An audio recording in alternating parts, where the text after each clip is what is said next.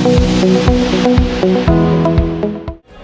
ममता बनर्जी कहती है कि असदुद्दीन ओवैसी हैदराबाद से आए, हैदराबाद से आकर यहाँ पर ये काम कर रहे हैं। सुनो ममता बनर्जी, तुम हैदराबाद की तारीख को नहीं जानती हो।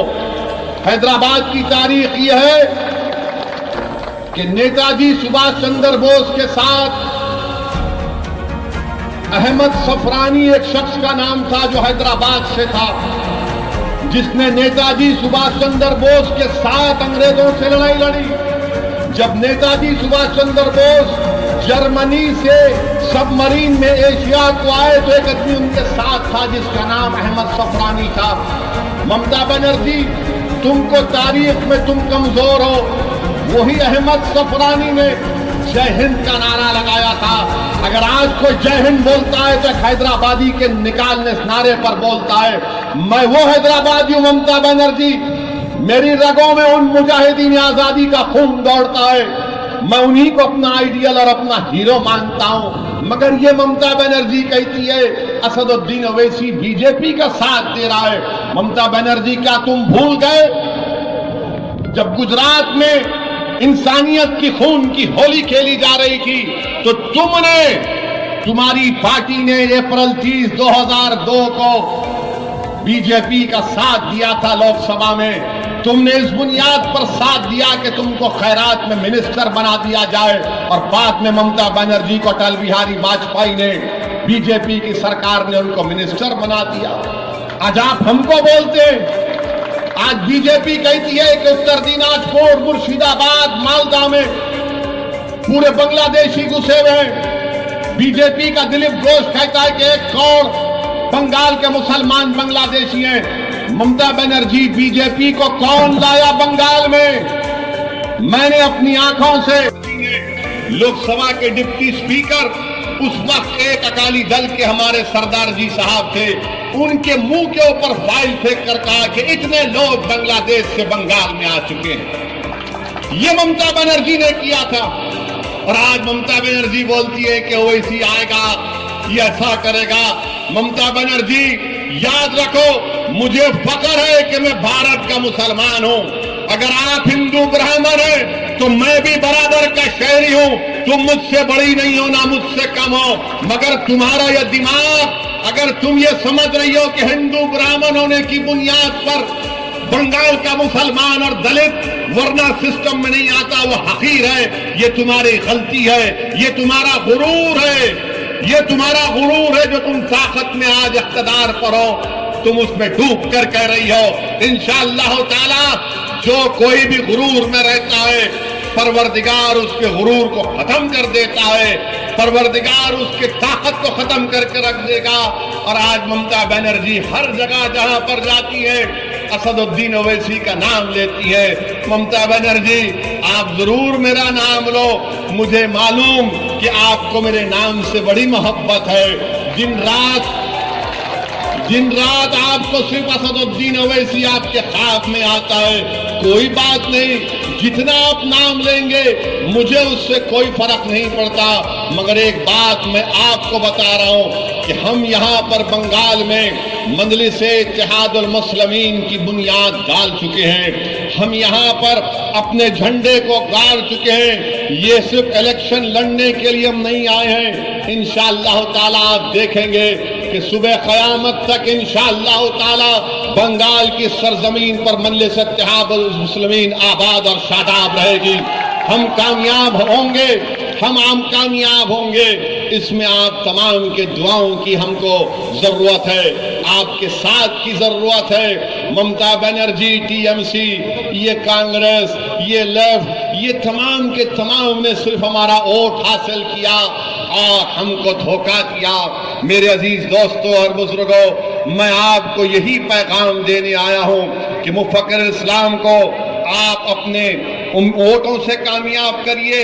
अब ममता बनर्जी बोलेंगी कि टीएमसी का जो यहां पर साबिका एक एमएलए था वो बीजेपी में चला गया। मेरे से पूछ के गया क्या? मेरे को फोन करके गया क्या वो? अब आप बताइए, हर चीज में ये हमको कह देते हैं आपका रनिंग एमएलए बीजेपी में भाग गया। और फिर लोग बोल रहे कि नहीं टीएमसी से एक अच्छा कैंडिडेट आया। अरे भाई मुफक्किर इस्लाम उससे अच्छा कैंडिडेट है, मुफक्किर इस्लाम उससे काबिल है, वकील है, और वकील बंगाल के असेंबली में जाकर लड़ेगा। और लोग बोलते हैं मंजलिस लड़ी तो वोट कट जाएंगे। मेरे भाई आपको मालूम कि बंगाल में बीजेपी के 18 एमपी जीत गए, मंजलिस का कोई कैंडिडेट नहीं था, 18 एमपी जीत गए, हम नहीं लड़े। ममता बनर्जी क्यों रोकने में नाकाम हुई? क्यों लेफ्ट और बाम उनको रोकने में नाकाम हुआ?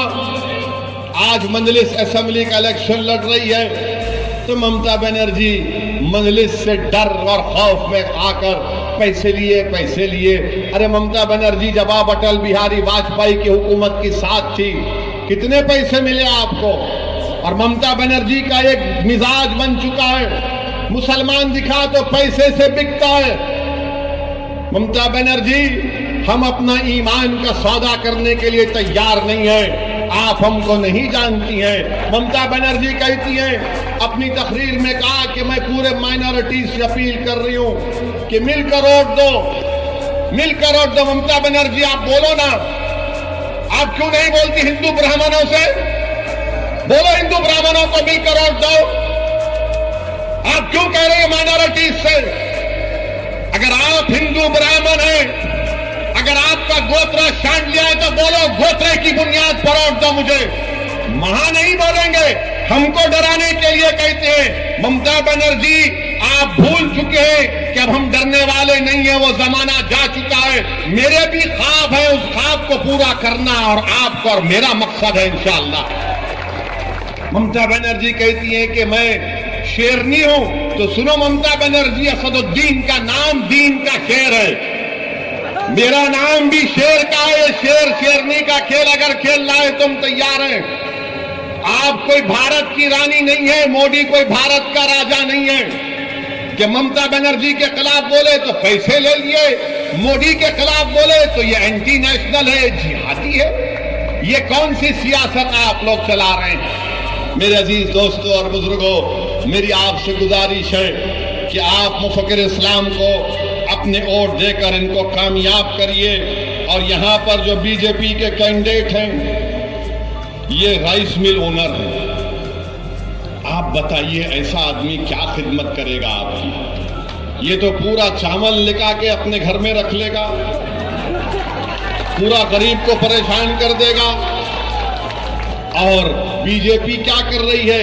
अभी थोड़े दिन पहले अखबार में आपने फोटो देखा होगा है, मोदी जी के बाजू एक आदमी खड़ा हुआ है, सर पे टोपी है, देखा फोटो आपने? मोदी जी खड़े हैं, सर पे एक टोपी है और उनको कान में कुछ बोल रहा है, देखा ना फोटो आपने? तो मीडिया के लोग हमसे पूछे क्या बोला होगा वो, तो हम बोले तुम सुनोगे? तो बोले बोलो। मेरे को नहीं मालूम कि वो क्या है, कौन है, मैं तो आप जानते, मैं तो नहीं जानता। बोले क्या बोला होगा? तो उसने कान में कहा, मोदी जी मैं बांग्लादेशी नहीं हूं। किसी ने पूछा और क्या कहा होगा? तो उसने कहा, मोदी जी हम कागज नहीं दिखाएंगे एनआरसी एनपीआर के लिए। फिर किसी ने पूछा और क्या कहा होगा उस लड़के ने मोदी जी को? तो उसने कहा, मोदी जी हम ट्रिपल तलाक के कानून को नहीं मानते। फिर किसी ने पूछा और क्या कहा? तो उस शख्स ने कहा हो सकता है कि मोदी जी मेरी तरह की टोपी कब पहनेंगे आप? फिर किसने पूछा और क्या कहा? तो उसने कहा, मोदी जी मैं तो सर पे टोपी पहना हूं, कम से कम आप तो देश की जनता पर टोपी मत पहनाओ, बहुत पहना चुके। बीजेपी हर मैदान में नाकाम साबित हो चुकी है। ममता बनर्जी कांग्रेस और बाम की वजह से बंगाल में बीजेपी आई है। मेरी आपसे गुजारिश है, मेरी आपसे इल्तिजा है, मैं आपको सच्चाई बयान कर रहा हूं। ये रात बड़ी लंबी रहने वाली है, ये रात बड़ी लंबी रहने वाली है। इसलिए जरूरी है कि इस अंधेरी और तूफानी रात में आपको एक रोशनी की जरूरत है और वो रोशनी मजलिस इत्तेहादुल मुस्लिमीन आपके रूप में है। आप इसको जमात को मजबूत करिए। बिहार में अख्तरुल ईमान साहब हैं, हमने वहां पर 5 MLA हमारे जीत कर आए। वो सीमांचल की सरजमीन जो भारत की सबसे पसमानदा सरजमीन है, वहां पर अख्तरुल ईमान की क़ियादत में 5 MLA जीत कर आए। और जब ये 5 जीते तो लोग बोल रहे थे 5 जीते क्या करेंगे। बिहार में तो 280 है ना अख्तर भाई MLA, 280 के करीब है, मगर 5 जब जीते तो नीतीश कुमार की नाक में दम करके रख दिए।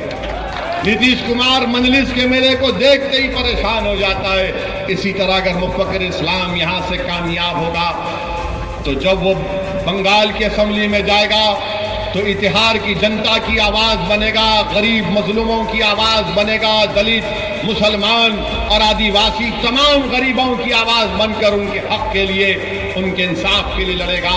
मजलिस इत्तेहादुल मुस्लिमीन आपके साथ है मेरे अजीज दोस्तों और बुजुर्गों। एक और बात मैं आपको बताना चाहता हूं कि एक मजदूर हमारा भाई हैदराबाद में, उसका इंतकाल हो गया था, जिसका नाम अमीन शेख था, 24 साल का। उसकी 2 बेटियां थीं। उसके खानदान वालों ने हमसे राब्ता किया, कांटेक्ट किया और कहा कि उसकी लाश को वापस भिजाना चाहिए। तो हमारे मुख्तदिर बाबा कॉरपोरेटर हन्नान साहब ने एम्बुलेंस के जरिए सुरजापुर में उसकी डेड बॉडी को हैदराबाद से भिजाया। मेरे अजीज दोस्तों और बुजुर्गों, हम कोई एहसान नहीं किए, ये हमारा कमिटमेंट है कि हम आपके साथ में हैं और आपके साथ खड़े रहेंगे। हमारा एक और महबूब आलम हमारा पार्टी का मेंबर है। महबूब आलम को TMC के लोग डरा रहे हैं। मैं TMC के गुंडों से कहना चाह रहा हूं, तुम अब नहीं डरा सकते हमको।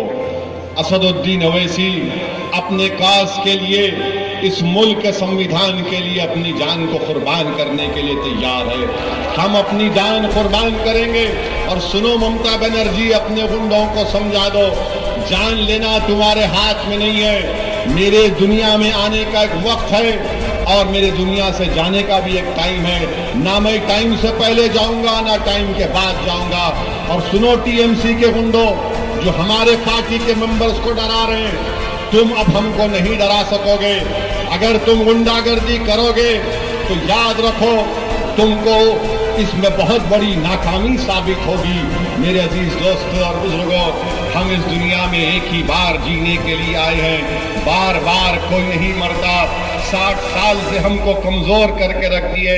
मेरी आपसे दुआ है, इल्तिजा है कि आप मुफक्किर इस्लाम के हक में अपना वोट देकर पतंग के निशान पर बटन दबाइए और अपनी पार्टी को अपने इत्तेहाद के जरिए से कामयाब करिए। इंशाअल्लाह ताला मैं दोबारा इत्तेहाद को आऊँगा, बार बार आता रहूँगा और हम मजलिस को यहाँ पर आपके ताउन से मजबूत करते रहेंगे। अस्सलाम वालेकुम व रहमतुल्लाहि व बरकातुहू। অসংখ্য ধন্যবাদ। নীল প্রভাত